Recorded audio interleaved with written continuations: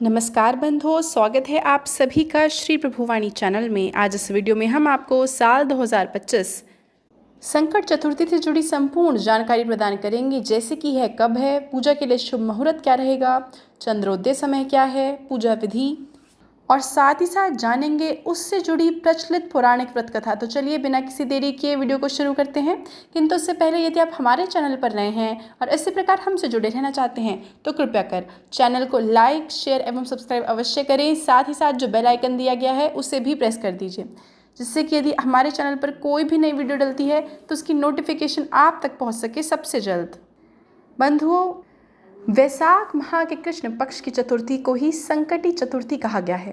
यह दिन भगवान गणेश की पूजा अर्चना के लिए समर्पित है और इस दिन व्रत रखने एवं चंद्रदेव को अर्घ्य देने से जातक की सभी मनोकामनाएं अवश्य पूर्ण होती हैं। आइए अब जान लेते हैं विकट संकटी चतुर्थी शुभ मुहूर्त के बारे में। तो बंधु, इस साल यह पर्व 16 अप्रैल बुधवार के दिन मनाया जाएगा।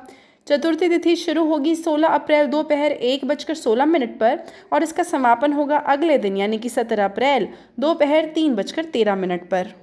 बंधु, चंद्रोदय के लिए समय है रात्रि 10 बजे। अर्घ्य देने के लिए दूध, जल और सफ़ेद पुष्पों का आप प्रयोग करें।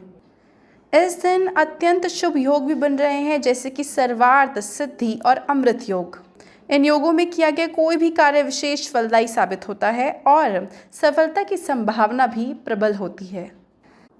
आइए अब जान लेते हैं संकटी चतुर्थी से जुड़ी पूजा विधि।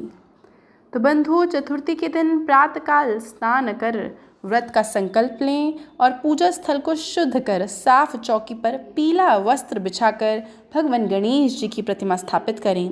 अब आप प्रतिमा को गंगा जल से स्नान कराएं और फिर तिलक लगाएं। उसके पश्चात अक्षत यानी कि चावल, पुष्प, जनेऊ, पान सुपारी, लौंग, इलायची, दुर्वा और मिठाई अर्पित कर मोदक या फिर लड्डुओं का भोग लगाएं। पूजा के दौरान ओम गंग गणपते नमः मंत्र का जाप करें।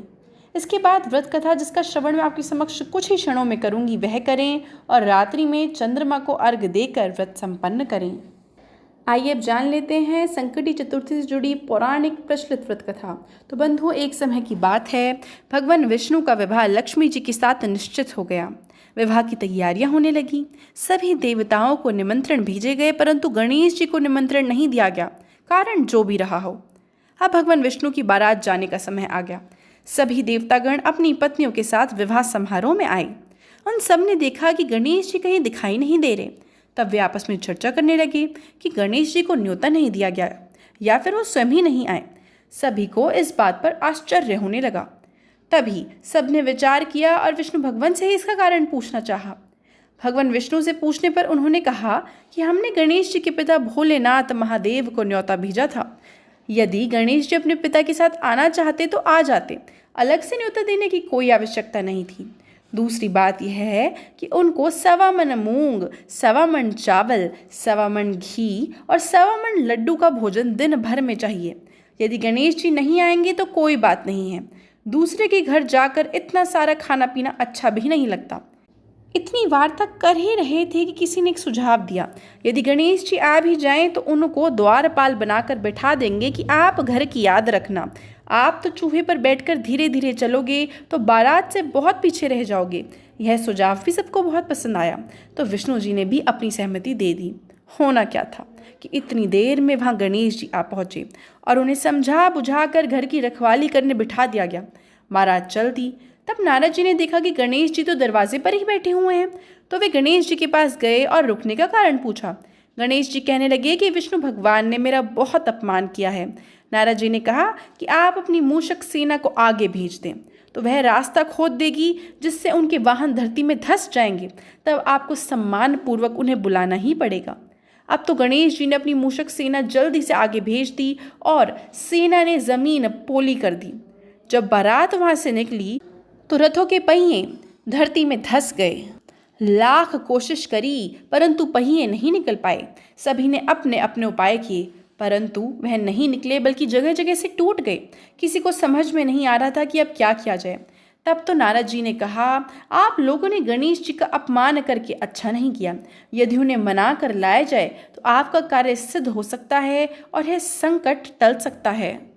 शंकर भगवान ने अपने दूत नंदी को भेजा और वे गणेश जी को लेकर आए। गणेश जी का आदर सम्मान के साथ पूजन किया गया। तब कहीं रथ के पहिए निकले।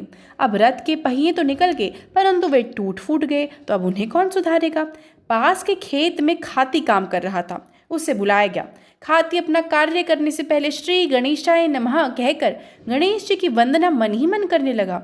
देखते ही देखते खाती ने सभी पहियों को ठीक कर दिया।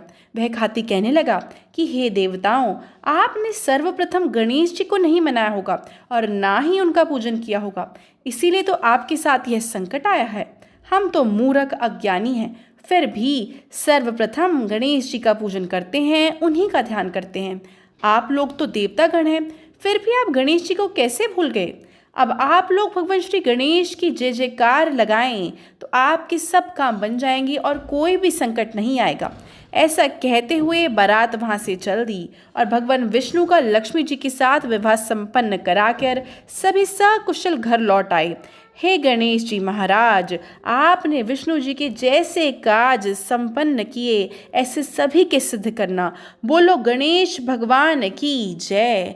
यदि बंधुओं आपको वीडियो अच्छी लगी हो तो कृपया कर चैनल को लाइक शेयर करना ना भूलें। वीडियो देखने के लिए आपका बहुत बहुत आभार।